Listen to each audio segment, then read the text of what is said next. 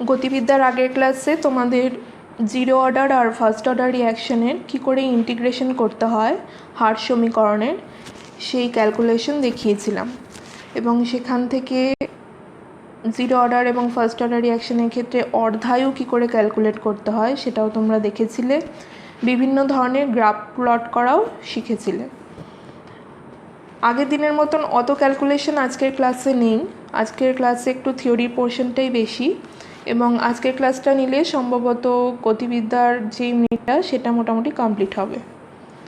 তো যেটা দিয়ে শুরু করব সেটা হচ্ছে বিক্রিয়ার হারের ওপর উষ্ণতার প্রভাব কী।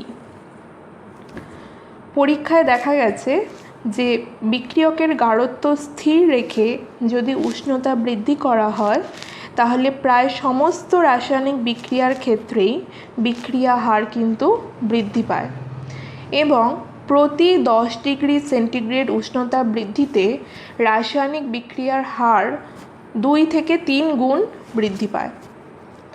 ধরা যাক কোনো রাসায়নিক বিক্রিয়া হার সমীকরণ আমরা প্রকাশ করছি rate constant into concentration of A to the power n।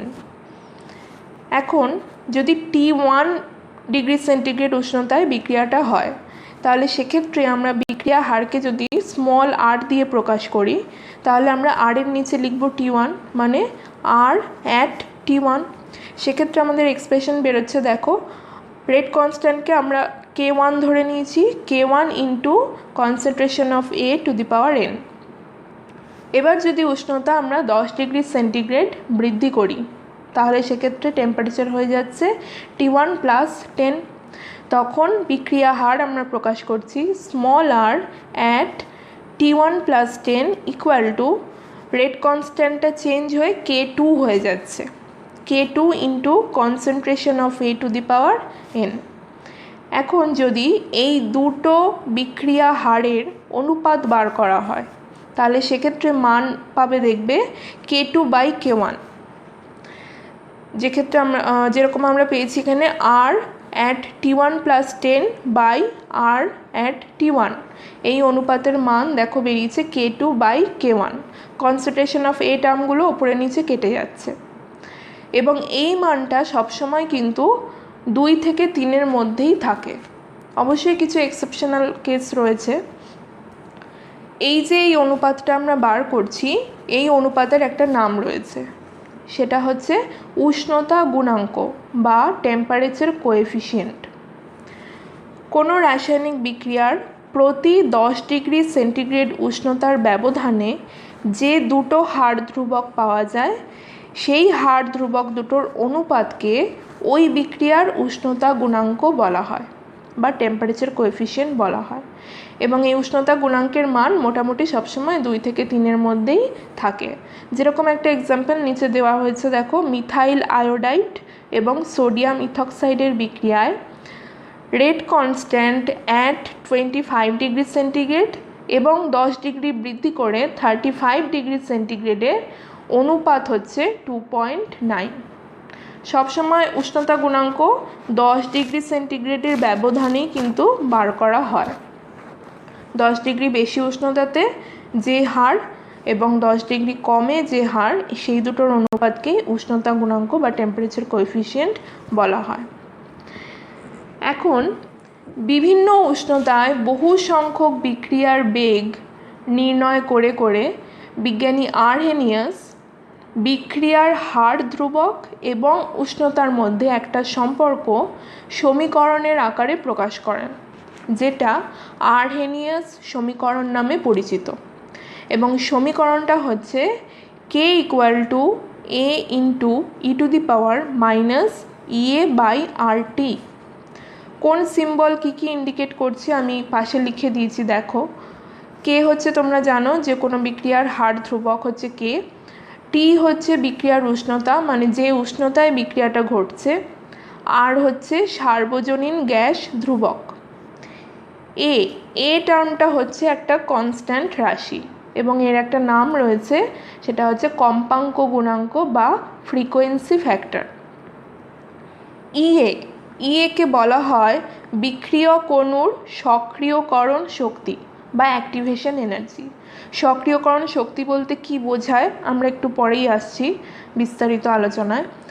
আপাতত এটুকু জেনে রাখো যে এ আর ইএ এই দুটো টার্ম ডিপেন্ড করে বিক্রিয়া কী ধরনের তার ওপর, বিক্রিয়ার প্রকৃতির ওপর এই দুটোর মান নির্ভর করে। এখন e⁻⁻ এই টার্মটা হচ্ছে একটা এককবিহীন রাশি, কারণ দেখা গেছে এর যা একক অর্থাৎ সক্রিয়করণ শক্তির যা একক আর তাকে যদি r/t দিয়ে ভাগ করা হয় তাহলে তার যা একক ওপরে নিচে সেম একক থাকার জন্য কেটে যায়। তাহলে e⁻⁻ হচ্ছে একটা এককবিহীন রাশি। তাহলে কে পড়ে রইল শুধুমাত্র এ।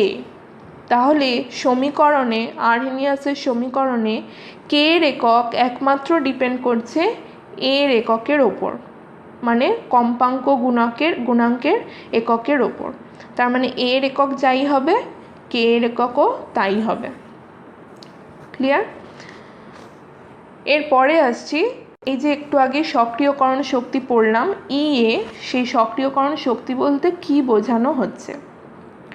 যখন কোনো রাসায়নিক বিক্রিয়া ঘটে প্রত্যেক বিক্রিয়ক অণুরই কিন্তু একটা নিজস্ব গড় শক্তি থাকে। বিভিন্ন অণুর শক্তির মাত্রা বিভিন্ন হয়, কারোর শক্তি বেশি হয় কারোর শক্তি কম হয়, কিন্তু বিক্রিয়ক অণুর সংখ্যা যাই থাকুক না কেন যদি রাসায়নিক বিক্রিয়া ঘটাতে হয় তাহলে সেই বিক্রিয়ক অণুগুলোকে একটা বিশেষ উচ্চ শক্তি স্তরে উন্নীত হতে হয় বা এক্সাইটেড হতে হয়, তবেই কিন্তু বিক্রিয়া ঘটা সম্ভব হয়, না হলে কিন্তু হয় না। তাহলে কোনো রাসায়নিক বিক্রিয়া সংগঠনের জন্য বিক্রিয়ক অণুগুলোকে বিক্রিয়ার আগে একটা নির্দিষ্ট পরিমাণ ন্যূনতম শক্তি অর্জন করে সেই উচ্চ শক্তি স্তরে উন্নীত হতে হয়, এক্সাইটেড স্টেটে পৌঁছতে হয়, তবেই কিন্তু তারা রাসায়নিক বিক্রিয়া সংগঠন করার উপযোগী হয়। কোনো বিক্রিয়ক অণু এই যে ন্যূনতম শক্তি অর্জন করে সেই বিশেষ উচ্চ শক্তি স্তরে উন্নীত হচ্ছে, সেই শক্তি স্তরটাকে বলা হয় সূচনা শক্তি বা থ্রেশহোল্ড এনার্জি। আমি পাশে একটা গ্রাফ দিয়েছি, দেখো গ্রাফে একটা কার্ভ আঁকা আছে, প্রত্যেকে কার্ভটার দিকে দেখো। কার্ভের দুটো অংশ রয়েছে, একদিকে বাঁদিকে রয়েছে বিক্রিয়ক আর ডান দিকে রয়েছে বিক্রিয়াজাত। বিক্রিয়ক থেকে বিক্রিয়াজাত উৎপন্ন হচ্ছে, সরাসরি কিন্তু হচ্ছে না, মাঝখানে একটা পিক কিন্তু ওদের টপকাতে হচ্ছে, তবেই কিন্তু বিক্রিয়ক বিক্রিয়াজাত পদার্থে রূপান্তরিত হতে পারছে। এবং কার্ভে দেখো যে পিকটা রয়েছে সেই পিকটাই হচ্ছে সূচনা শক্তি বা থ্রেশহোল্ড এনার্জি। সেই শক্তিটাকে টপকাতে পারলে তবেই কিন্তু বিক্রিয়ক অণুগুলো রাসায়নিক বিক্রিয়া সংগঠন করছে এবং করে বিক্রিয়াজাত পদার্থ উৎপন্ন করছে। তাহলে বিক্রিয়ক অণুর যাই শক্তি থাকুক না কেন, যে গড় শক্তি তারা ক্যারি করুক না কেন, সেখান থেকে সেই সূচনা শক্তিতে পৌঁছানোর জন্য যে ন্যূনতম অতিরিক্ত শক্তি অর্জন করতে হচ্ছে সেই শক্তিটাকেই বলা হচ্ছে সক্রিয়করণ শক্তি বা অ্যাক্টিভেশন এনার্জি, যাকে আমরা ইএ দিয়ে রিপ্রেজেন্ট করছি। গ্রাফেও আমি লিখে দিয়েছি, দেখো গড় শক্তি থেকে সূচনা শক্তির যে ডিফারেন্সটা, অর্থাৎ যে অতিরিক্ত পরিমাণ শক্তি ন্যূনতম হিসেবে তারা অর্জন করছে তাকেই আমরা বলছি অ্যাক্টিভেশন এনার্জি বা সক্রিয়করণ শক্তি, এবং সেটা হচ্ছে ইএ। তাহলে সক্রিয়করণ শক্তি সমান আমরা লিখতে পারি কি সূচনা শক্তি আর গড় শক্তির ডিফারেন্স, যেটা ওপরে লেখা আছে দেখো কার্ভের ওপরে। এবং এই সূচনা শক্তি অর্জন করলে তবেই কিন্তু বিক্রিয়ক অণুগুলো রাসায়নিক বিক্রিয়ায় অংশগ্রহণ করতে পারছে এবং বিক্রিয়াজাত পদার্থ উৎপন্ন করছে, ফলে আবার শক্তি বর্জন করে একটা স্টেবল কন্ডিশনে চলে আসছে, ফলে কার্ভটা আবার ডাউনফল হচ্ছে। এই হচ্ছে সক্রিয়করণ শক্তি। এখন দেখে নাও যে বিক্রিয়ার প্রকৃতি অনুযায়ী কিভাবে সক্রিয়করণ শক্তির ওঠানামা হচ্ছে। এখানে আমি দুটো টাইপ দেখিয়েছি, একটা হচ্ছে তাপদায়ী বিক্রিয়া যেখানে তাপ উৎপন্ন হয় বা তাপ উৎপাদী বিক্রিয়া যাই বলো না কেন, আর একটা হচ্ছে তাপগ্রাহী বিক্রিয়া যেখানে তাপ শোষণ হয়। প্রথমে তাপদায়ী বিক্রিয়ার ক্ষেত্রে দেখো যেটা বাঁদিকে রয়েছে যে কার্ভটা, দেখো এক্স অ্যাক্সিস বরাবর বিক্রিয়ার অগ্রগতি প্লট করা আছে এবং ওয়াই অ্যাক্সিস বরাবর বিক্রিয়ক অণু বা বিক্রিয়াজাত অণুর শক্তি প্লট করা হয়েছে। প্রথম যে কার্ভটা সেটা দেখে বুঝতে পারছো নিশ্চয়ই যে ওয়াই অ্যাক্সিসে বিক্রিয়ক পদার্থের অণুর যা শক্তি তার তুলনায় কিন্তু বিক্রিয়াজাত পদার্থের অণুর শক্তি তুলনামূলকভাবে কম, অর্থাৎ ই of reactant greater than E of product. সেই কারণেই কিন্তু বিক্রিয়ক পদার্থের এনথ্যালপিও বিক্রিয়াজাত পদার্থের এনথ্যালপির তুলনায় বেশি হবে। কাজেই এই ধরনের বিক্রিয়ার ক্ষেত্রে যদি আমরা ডেল্টা ই নির্ণয় করি তাহলে ই প্রোডাক্ট থেকে ই রিঅ্যাক্ট্যান্ট মাইনাস করব, যেহেতু ই রিঅ্যাক্ট্যান্টের মান বড় কাজেই ডেল্টা ই এর যে ভ্যালু পাবো সেটা পাবো নেগেটিভে। একইভাবে যদি এনথ্যালপির ডিফারেন্স বার করি এনথ্যালপির ক্ষেত্রেও দেখবে ডেল্টা এইচ এর মান আসছে নেগেটিভে। তাহলে তাপদায়ী বিক্রিয়ার ক্ষেত্রে ডেল্টা ই এবং ডেল্টা এইচ কিন্তু নেগেটিভ বা ঋণাত্মক মানের হয়। নেক্সট যে কার্ভটা সেটা হচ্ছে তাপগ্রাহী বিক্রিয়া। তাপগ্রাহী বিক্রিয়ার ক্ষেত্রে দেখো ঠিক উল্টো, শক্তির যে অ্যাক্সিস সে অ্যাক্সিস বরাবর দেখো বিক্রিয়ক পদার্থের শক্তি বিক্রিয়াজাত পদার্থের তুলনায় কিন্তু কম, অর্থাৎ ই of product greater than E of reactant. তাহলে এনথ্যালপির চেঞ্জও সেরকমই হবে, বিক্রিয়ক পদার্থের এনথ্যালপি বিক্রিয়াজাত পদার্থের এনথ্যালপির তুলনায় কম হবে। তাহলে যদি আমরা ডেল্টা ই বার করি সেক্ষেত্রে আমরা ডেল্টা ইর ভ্যালু পাবো পজিটিভ, কারণ ই অফ প্রোডাক্ট হচ্ছে বেশি, ই অফ রিঅ্যাক্ট্যান্ট হচ্ছে কম। একইভাবে এনথ্যালপির ক্ষেত্রেও সেটা হবে, এনথ্যালপির চেঞ্জ এবং ডেল্টা ই দুটোই আমরা তাহলে পজিটিভে পাবো তাপগ্রাহী বিক্রিয়ার ক্ষেত্রে। দুটো কার্ভের ক্ষেত্রেই দেখো কার্ভের যে পিক পয়েন্ট যেটাকে আমরা ই এক্স দিয়ে রিপ্রেজেন্ট করছি সেই ই এক্সটা হচ্ছে সূচনা শক্তি বা থ্রেশহোল্ড এনার্জি।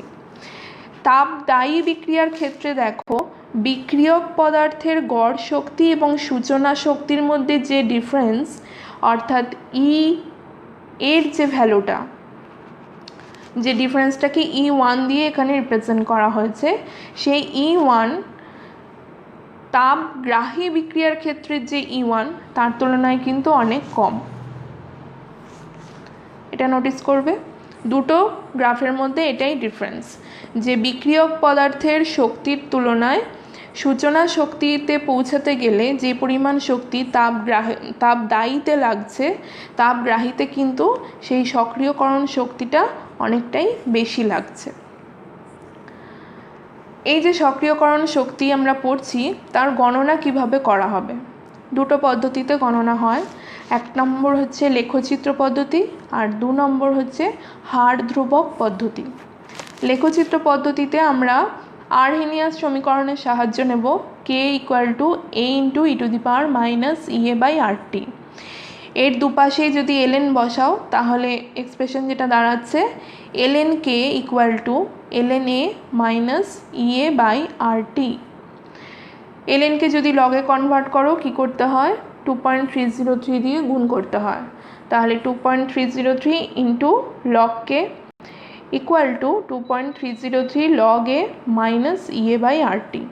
সেখান থেকে দেখো লগ কের যদি ভ্যালু বার করো তাহলে যে সমীকরণটা দাঁড়ায় log K equal to minus EA by 2.303 R into 1/t plus log A. এবারে এই সমীকরণটা দিয়ে আমরা গ্রাফ আঁকবো, 1/t versus log K. X অ্যাক্সিসে আমরা 1/t প্লট করব আর ওয়াই অ্যাক্সিসে লগ কে থাকবে। ইকুয়েশনটাকে যদি y equal to mx plus C এর সঙ্গে কম্পেয়ার করো তাহলে দেখবে যে গ্রাফটা আমরা আঁকতে চলেছি তার একটা ছেদিতাংশ বা ইন্টারসেপ্ট থাকবে, অর্থাৎ গ্রাফটা মূল বিন্দুগামী হবে না এবং ছেদিতাংশের মান হচ্ছে লগ এ। গ্রাফের স্লোপ যদি নির্ণয় করো তাহলে সেটা দেখবে স্লোপের মান দাঁড়াচ্ছে -EA/2.303 আর, যেহেতু মাইনাস তার মানে গ্রাফটা নেগেটিভে রান করবে। তাহলে গ্রাফ আঁকার সময় আমরা একটা ইন্টারসেপ্ট নিয়ে মানে লগে পোর্শনটুকু নিয়ে পি বিন্দু থেকে স্টার্ট করছি, পি বিন্দু থেকে শুরু করে আর বিন্দুতে এসে গ্রাফ শেষ হচ্ছে।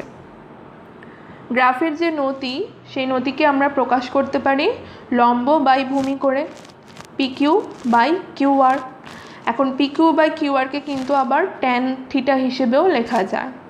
সেখানে যদি লেখচিত্র থেকে আমরা থিটার মানটা বার করে নিই তাহলে tan থিটার নিশ্চয়ই একটা মান পাবো, এবং সেটা সমান যদি আমরা নতির মানটা বসাই -EA/2.303 আর। তাহলে যদি লেখচিত্র থেকে tan থিটার মান বার করে নিই আর এর মান তো আমরা জানি, তাহলে সেখান থেকে কিন্তু আমরা E এর মান ক্যালকুলেট করতে পারি, অর্থাৎ সক্রিয়করণ শক্তির মানটা আমরা গণনা করতে পারবো। তাহলে এইভাবে যে প্রসেস সেটা হচ্ছে আর্হেনিয়াস সমীকরণের সাহায্য নিয়ে গ্রাফ এঁকে তার মাধ্যমে আমরা E এর মান ক্যালকুলেট করছি। নেক্সট যে প্রসেস সেটা হচ্ছে হার ধ্রুবকের মান পদ্ধতি। এক্ষেত্রেও আমরা আর্হেনিয়াস সমীকরণেরই সাহায্য নেব, এবং আর্হেনিয়াস সমীকরণ থেকে লগ দিয়ে যে সমীকরণটা পেয়েছিলাম সেইটা দিয়ে দেখো লেখা হয়েছে দুটো উষ্ণতায়, একটা হচ্ছে T1 একটা হচ্ছে T2। T1 উষ্ণতায় যদি হার ধ্রুবক হয় K1 তাহলে আমরা প্রথম ইকুয়েশনটা পাচ্ছি, আর T2 উষ্ণতায় যদি হার ধ্রুবক হয় K2 তাহলে আমরা দ্বিতীয় ইকুয়েশনটা পাচ্ছি। এখন যদি লগ K2/K1 করি তাহলে ওপরে নিচে বসিয়ে কাটাকুটি করে দেখবে যে জিনিসটা পড়ে থাকছে সেটা হচ্ছে EA/2.303 আর ইন্টু 1/T1 মাইনাস 1/T2। এই ইকুয়েশনটা খুব ইম্পর্টেন্ট, ইকুয়েশনটা মনে রাখবে, এটা দিয়ে অঙ্ক আসে, আমিও অঙ্ক দেখাবো। সুতরাং দুটো ভিন্ন উষ্ণতায় যদি কোনো বিক্রিয়ার হার ধ্রুবকের মান জানা থাকে, অর্থাৎ K1 আর K2 ভ্যালু যদি জানা থাকে, ক্যাপিটাল আর এর মান আমরা জানি সার্বজনীন গ্যাস ধ্রুবক, এবং দুটো উষ্ণতা যদি বলে দেওয়া থাকে কোন কোন উষ্ণতায় কী হার ধ্রুবক হচ্ছে সেটা যদি বলে দেওয়া থাকে তাহলে আমরা সেখান থেকে সক্রিয়করণ শক্তির মান বা E এর মান আমরা ক্যালকুলেট করতে পারবো। তাহলে এটা হচ্ছে হার ধ্রুবকের মান পদ্ধতি। আগেরটা যেটা পড়লাম সেটা ছিল লেখচিত্র পদ্ধতি। নেক্সট যে জিনিসটা পড়বো সেটা একটা থিওরি, সেটা বলছে ট্রানজিশন স্টেটের থিওরি, সন্ধিগত অবস্থার তত্ত্ব। সন্ধিগত অবস্থাটা কি?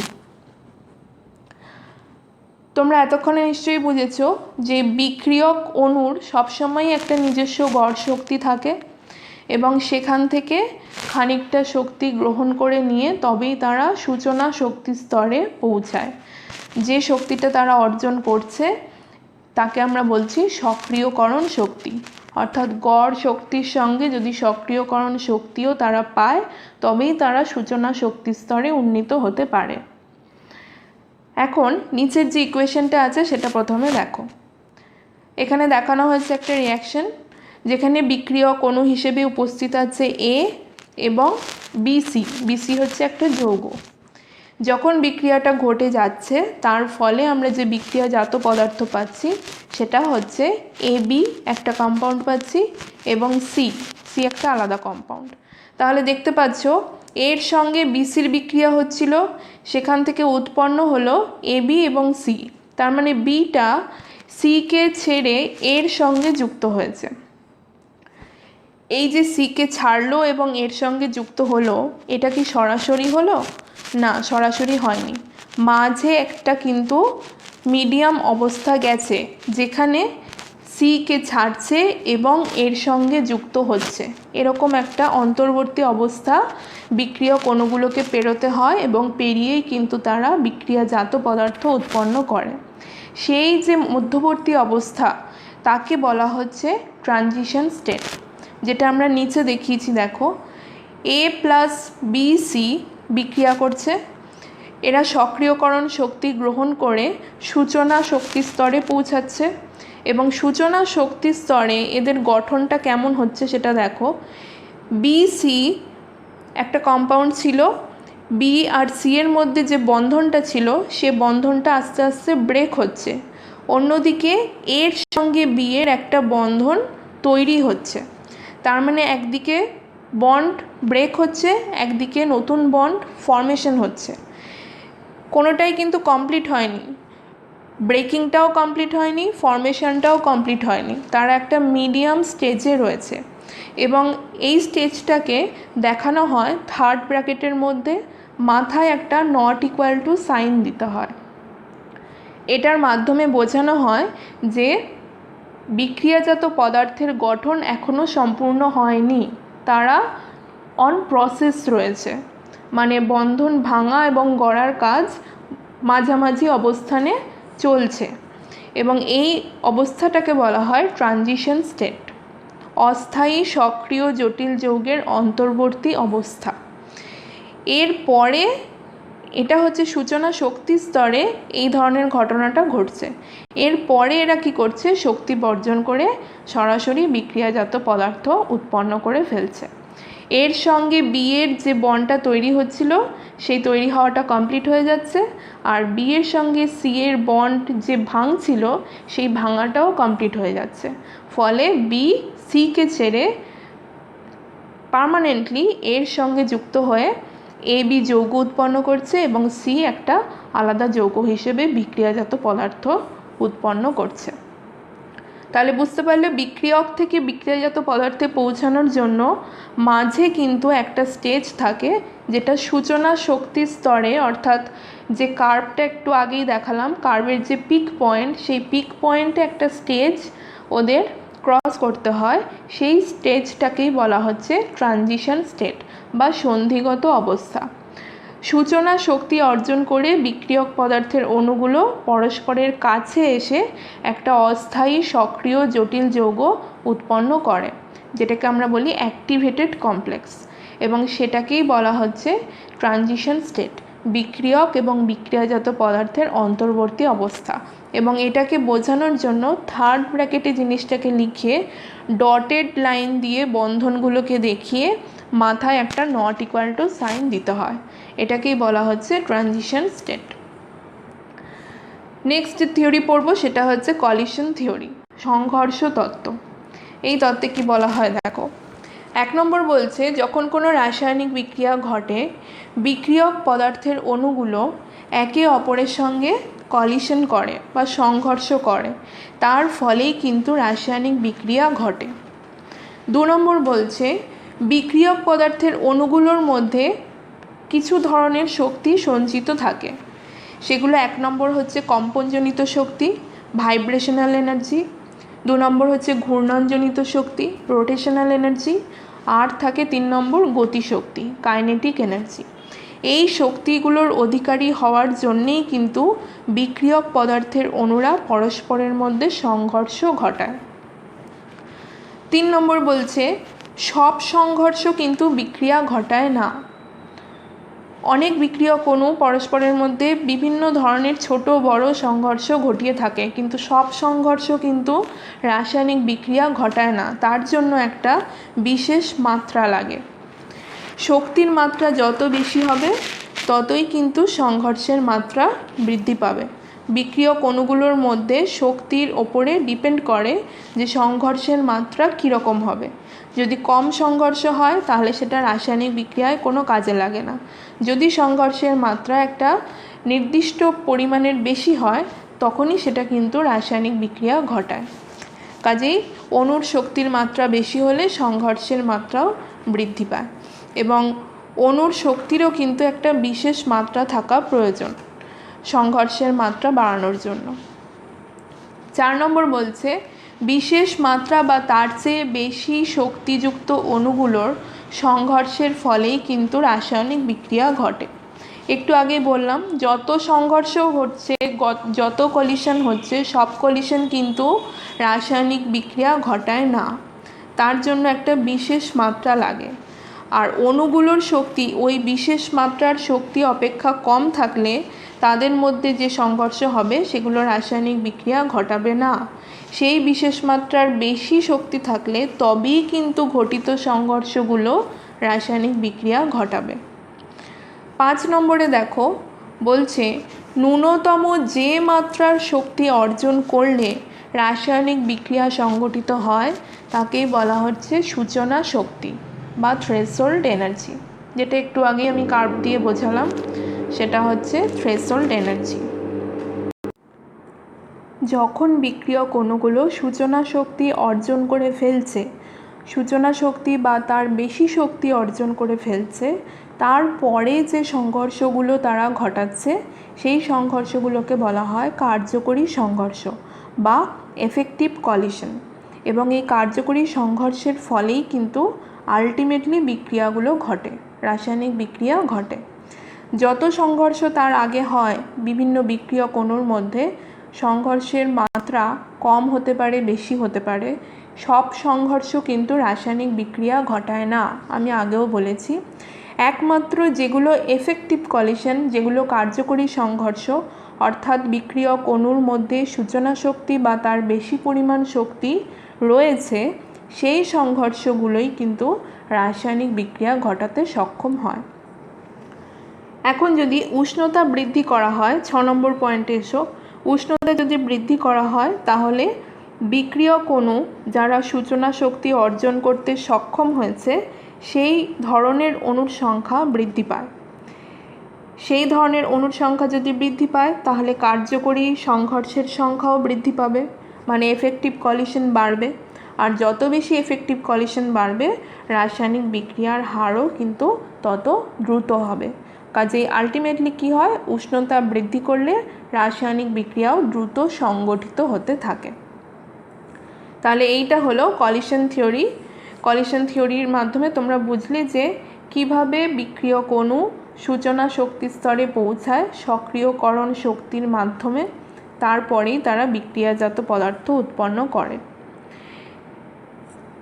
এবং এটা পড়তে গিয়ে একটা টার্ম তোমরা পেলে, সেটা হচ্ছে কার্যকরী সংঘর্ষ বা এফেক্টিভ কলিশন। যেসব সংঘর্ষের ফলে বিক্রিয়ক অণুগুলো সফলভাবে বিক্রিয়া ঘটিয়ে বিক্রিয়াজাত পদার্থ পরিণত হয় তাদেরকে আমরা বলছি কার্যকরী সংঘর্ষ বা এফেক্টিভ কলিশন। এই যে কার্যকরী সংঘর্ষ ঘটাতে যাচ্ছে বিক্রিয়ক অণুগুলো, তাতে বিক্রিয়ক অণুগুলোকে মোট দুটো বাধা অতিক্রম করতে হয়। একটা হচ্ছে শক্তিজনিত বাধা, একটা হচ্ছে বিন্যাসগত বাধা। শক্তিজনিত বাধাটা কীরকম? Energy barrier. সেটাতে বলা হচ্ছে, একটু আগেই পড়ালাম, যে বিক্রিয়ক অণুগুলো পরস্পরের মধ্যে যত সংঘর্ষ করে সব সংঘর্ষ কিন্তু কার্যকরী নয়। সংঘর্ষ তখনই কার্যকরী হবে যদি সংঘর্ষে লিপ্ত অণুর শক্তি একটা ন্যূনতম শক্তির সমান বা বেশি হয়। সেই শক্তিটাকে আমরা কি বলছি? সূচনা শক্তি। যখন বিক্রিয়ক অণুগুলো সক্রিয়করণ শক্তি গ্রহণ করে সূচনা শক্তি স্তরে পৌঁছতে সক্ষম হয় বা তার বেশি শক্তি অর্জনে সক্ষম হয়, তখনই কিন্তু একমাত্র তারা কার্যকরী সংঘর্ষ ঘটাতে সক্ষম হয় এবং তখনই তারা একমাত্র রাসায়নিক বিক্রিয়াও ঘটাতে সক্ষম হয়। তাহলে এই যে এনার্জি ব্যারিয়ার, এটাকেই বলা হচ্ছে শক্তিজনিত বাধা। ওই যে কার্ভটার কথা মনে করো, যে একটা পিক পয়েন্ট ওদেরকে পেরোতে হচ্ছে, সেটাকেই বলা হচ্ছে একটা বাধা, যে অতটা উঁচুতে উঠে তারপরেই কিন্তু তারা রাসায়নিক বিক্রিয়ায় অংশগ্রহণ করতে সক্ষম হচ্ছে। এটাই হচ্ছে এনার্জি ব্যারিয়ার বা শক্তিজনিত বাধা। আর একটা বাধা যেটা বলছে সেটা হচ্ছে বিন্যাসগত বাধা, ওরিয়েন্টেশন ব্যারিয়ার। সেখানে কি বলা হচ্ছে, একটা রাসায়নিক বিক্রিয়া দেখে নাও, ভালো বুঝবে। x2 + y2 থেকে হচ্ছে 2xy, মানে x-এর দুটো পরমাণু আর y-এর দুটো পরমাণু পরস্পর বিক্রিয়া করে xy যৌগের দুটো অণু উৎপন্ন করছে। সেটাকে আমরা 3 রকম ওরিয়েন্টেশনে এঁকেছি, A, B আর C। এর যে বিন্যাসটা রয়েছে সেখানে দেখো দুটো x পরমাণু এবং দুটো y পরমাণু পরস্পর মুখোমুখি রয়েছে, এবং এইভাবে যদি এরা বিন্যস্ত থাকে তাহলে বিক্রিয়ক পদার্থের অণুগুলো মুখোমুখি সংঘর্ষ করে, বিপরীত দিক থেকে সংঘর্ষ করে। তার ফলে কি হয়, কার্যকরী সংঘর্ষ যখন ঘটছে দেখো, একটা এক্সের সঙ্গে একটা ওয়াই, আবার একটা এক্সের সঙ্গে আর একটা ওয়াই মুখোমুখি কলিশন করছে, যার ফলে তাদের যৌগ গঠনে অনেকটা সুবিধা হচ্ছে এবং আমরা এক্স ওয়াই যৌগের দুটো অণু পাচ্ছি। তাহলে এইভাবে যদি বিন্যাস থাকে তখনই তারা একমাত্র কার্যকরী সংঘর্ষ ঘটাতে সক্ষম হচ্ছে। কিন্তু যদি বি এবং সি এই দুটোর মতন যদি বিন্যাস থাকে, বি বিন্যাসে দেখো দুটো এক্স পাশাপাশি রয়েছে, দুটো ওয়াই পাশাপাশি রয়েছে, কাজেই যখন এদের মধ্যে সংঘর্ষ ঘটবে আলটিমেটলি কিন্তু একটা এক্সের সঙ্গে একটা ওয়াই মুখোমুখি সংঘর্ষে লিপ্ত হবে। দুপাশে যে একটা এক্স একটা ওয়াই পড়ে রইল তারা কিন্তু কোনো সংঘর্ষে পার্টিসিপেট করতে পারলো না, তাহলে এটা কিন্তু কার্যকরী সংঘর্ষ হলো না। আদৌ কিন্তু এক্স ওয়াই যৌগটা তৈরিই হবে না, কারণ এক্সের দুটো পরমাণু পরস্পর ভাঙতেই পারেনি, দুটো ওয়াই পরমাণু পরস্পর ভাঙতেই পারেনি, তাহলে একটা এক্সের সঙ্গে একটা ওয়াই জুড়বে কী করে? কাজেই এই ধরনের সংঘর্ষকে আমরা বলে ফেলছি অকার্যকরী সংঘর্ষ। সেরকমই সি বিন্যাসের ক্ষেত্রে দেখো দুটো এক্স পরমাণু ডায়াগোনালি ওরিয়েন্টেড রয়েছে, দুটো ওয়াই পরমাণুও কিন্তু আড়াআড়িভাবে রয়েছে।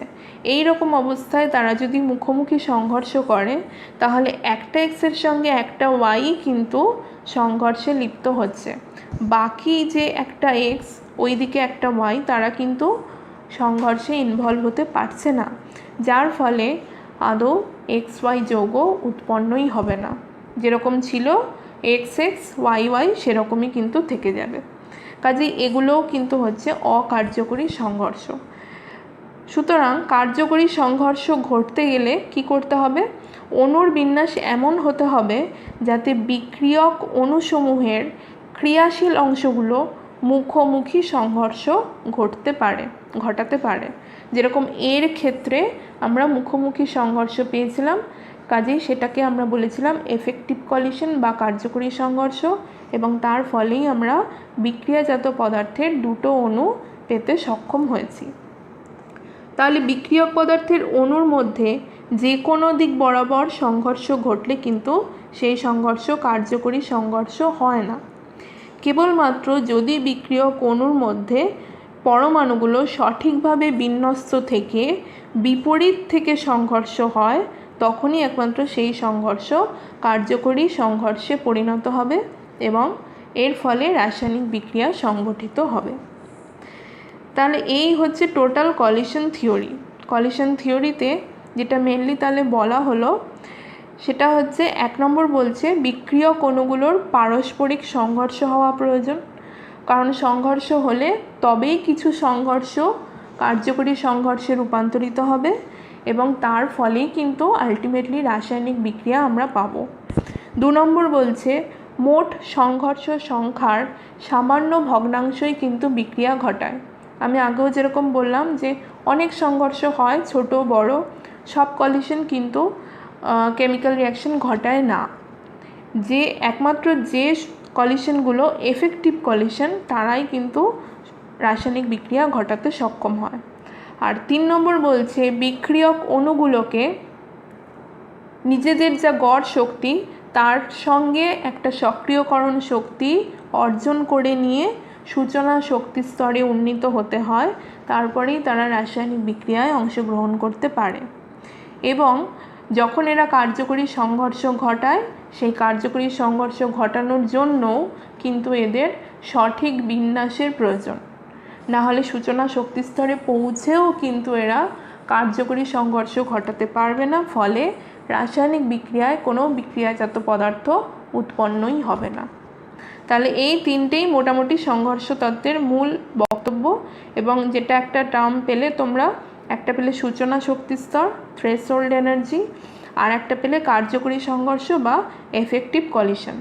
রাসায়নিক বিক্রিয়ায় বিক্রিয়ক অণুগুলো সূচনা শক্তি বা তার বেশি শক্তি অর্জন করার পর যদি সঠিকভাবে বিন্যস্ত হয়ে সংঘর্ষে লিপ্ত হয় তাকে আমরা বলছি কার্যকরী সংঘর্ষ, এবং এর ফলেই কিন্তু রাসায়নিক বিক্রিয়া ঘটছে এবং বিক্রিয়ক থেকে বিক্রিয়াজাত পদার্থ উৎপন্ন হচ্ছে।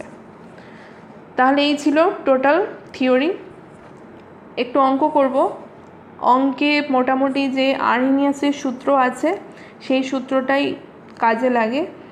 একটা অঙ্ক দেখাচ্ছি, দেখে নাও। বলেছে যেসব বিক্রিয়া ঘরের উষ্ণতায় বলে দিচ্ছে 25 ডিগ্রি সেন্টিগ্রেড সংগঠিত হয় তাদের অধিকাংশরই সক্রিয়করণ শক্তির মান বলে দিয়েছে 50 কিলোজুল পার মোল। উষ্ণতা গুণাঙ্কের মান নির্ণয় করতে বলেছে। উষ্ণতা গুণাঙ্ক যেহেতু জিজ্ঞাসা করেছে, আমাদের যে টেম্পারেচারটা প্রশ্নে দেওয়া আছে তার সঙ্গে 10 ডিগ্রি অ্যাড করে নিতে হবে। করে নিয়ে ওই দুটো টেম্পারেচারে যে হার ধ্রুবক তাদের অনুপাত বার করতে হবে। তাহলে দেখো এখানে এর মানটা বলে দেওয়া আছে, সক্রিয়করণ শক্তির মান। আর আর্হেনিয়াস যে সমীকরণ তার যে লগের রূপটা সেটা আমি তখন মনে রাখতে বলেছিলাম, যে ইকুয়েশনটা ইম্পর্টেন্ট, যেটা থেকে অঙ্ক আসে সেই ইকুয়েশনটা তোমাদের মনে রাখতে হবে। সেখানে দেখো মোটামুটি সবই জানো। এর মান বলে দেওয়া আছে, আর এর মান তোমরা জানো। T1 T2 জানা, কারণ T1টা বলে দিয়েছে 25 ডিগ্রি আর T2টা আমরা 10 অ্যাড করে নিচ্ছি মানে 35 ডিগ্রি। দুটোকে কেলভিনে কনভার্ট করে নেব। একটা হচ্ছে 298 কেলভিন, একটা হচ্ছে 308 কেলভিন। আচ্ছা, 50 কিলো জুল বলে দেওয়া আছে। যেহেতু আর এর মানটা আমাদের 8.314, আর এর যা ইউনিট সেই অনুযায়ী আমরা 50 কিলো জুলকে জুলে কনভার্ট করে নেব 10⁻³ দিয়ে গুণ করে। এইভাবে করে লগের যে ভ্যালুটা আসছে সেটা হচ্ছে 0.2845। সেখান থেকে যদি আমরা K35/K25 বার করতে চাই তাহলে 10⁻0.2845 করব। তাহলে আমাদের অ্যাকচুয়াল যে ভ্যালু 1.925 বেরিয়ে যাবে। সেটা অ্যাপ্রক্সিমেটলি ইকুয়াল টু 2। তাহলে টেম্পারেচার কোএফিসিয়েন্ট আমাদের এই প্রশ্নের জন্য বেরোচ্ছে 2। নেক্সট যে অঙ্ক, একটা নির্দিষ্ট বিক্রিয়ার ক্ষেত্রে আর্হেনিয়াসের সমীকরণে এ আর ই এর মানটা বলে দিয়েছে। বলেছে বিক্রিয়াটি যদি প্রথম ক্রমের হয় তাহলে উষ্ণতার মান কত হলে বিক্রিয়ার অর্ধায়ু 10 মিনিট হবে।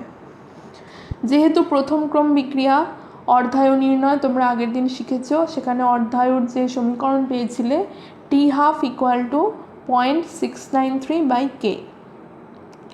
সেখান থেকে দেখো যেহেতু T12 বলে দিয়েছে 10 মিনিট, তাহলে কে এর মান তোমরা বার করে ফেলতে পারবে মিনিট ইনভার্সে। কিন্তু অঙ্কে দেখো এর মানটা বলে দেওয়া আছে সেকেন্ড ইনভার্স, তার মানে আমাদের কে এর মানটাকেও সেকেন্ড ইনভার্সে নিয়ে যেতে হবে। 60 দিয়ে ভাগ করলেই সেকেন্ড ইনভার্সে বেরিয়ে আসবে।